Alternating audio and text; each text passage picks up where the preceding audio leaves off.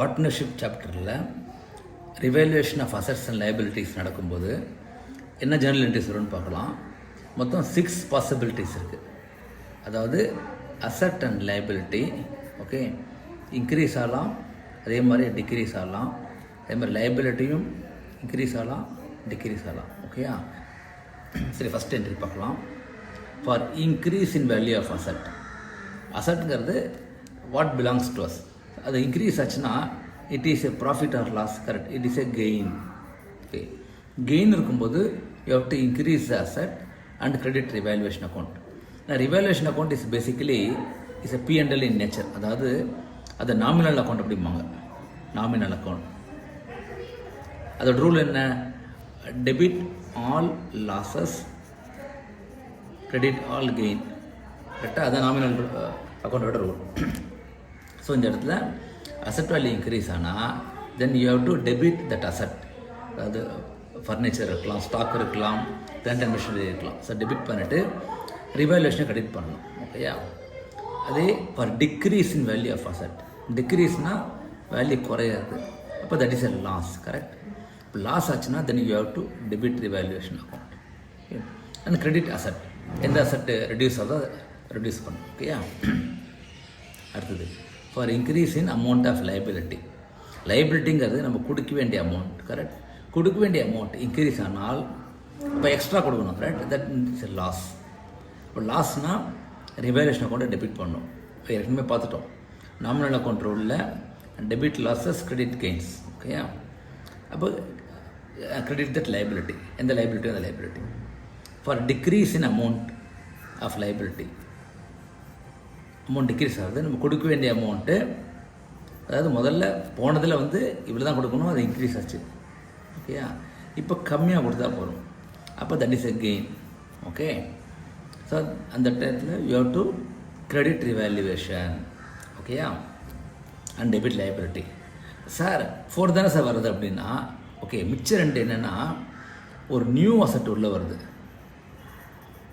New asset or new liability உள்ளே வருது.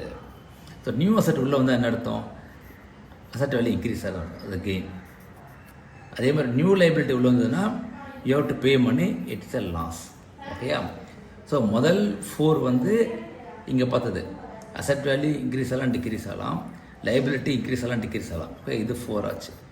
தென் this +2 new asset or liability. ஓகேயா? இப்போ நியூ அசட்டுக்கு இட் இஸ் எ கெயின். ஏன்னா அசட்டுங்கிறது உங்களுக்கு உள்ளே வருது, இட்ஸ் எ கெயின். அப்போ அண்டர் கார்டட் அசட், எந்த அசட் நீங்கள் விட்டு போனதோ அதை டெபிட் பண்ணணும். ஃபார் எக்ஸாம்பிள் ஃபிக்ஸட் டெபாசிட் இருக்கும். ஓகே, அப்போ அதை டெபிட் பண்ணிவிட்டு you have to credit revaluation. ஏன்னா இட்ஸ் எ கெயின். ஓகேயா? அதே அண்டர் கார்டட் லைபிலிட்டி, கொடுக்க வேண்டிய அமௌண்ட். சப்போஸ் ரெண்ட் அவுட்ஸ்டாண்டிங், என்ட்ரியே போடல, கடைசி 3 மாதம் நீங்கள் ரெண்ட் பேமெண்ட் பண்ணலான்னு வச்சுக்கோங்க, அப்போ that is a liability. Right.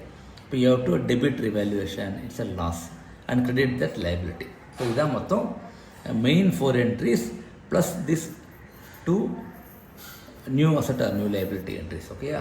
So இதுதான் மொத்தம் 6 காம்பினேஷன்ஸ். சரி, இதுக்கப்புறம் ஃபைனலாக ரிவாலுவேஷனில் என்ன இருக்கும்? ப்ராஃபிட் ஆர் லாஸ் இருக்குமா? ஓகே, அது இஃப் டெபிட், அதாவது loss greater than gain, debit greater than கிரெடிட்னா தென் ஃபைனலாக இட்ஸ் எ லாஸ் அர்த்தம். அதே கிரெடிட் கிரேட்டர் தேன் டெபிட்னா then revaluation is a profit. ஓகேயா? இங்கே சரி மாற்றி போட்டாங்க. If total of debit side is more than the total of credit side, அது இது வச்சுக்கோங்க. ஓகேயா? So it's a loss. அப்போ you have to debit partners capital account. லாஸாக இருந்தால் debit partners capital account, credit revolution. அதே கெயினாக இருந்ததுன்னா, அதாவது கிரெடிட் இஸ் மோர் தேன் டெபிட்டாக இருந்ததுன்னா இந்த journal entry. Okay, so you have to debit revaluation and credit all the partners capital accounts. ஓகேயா?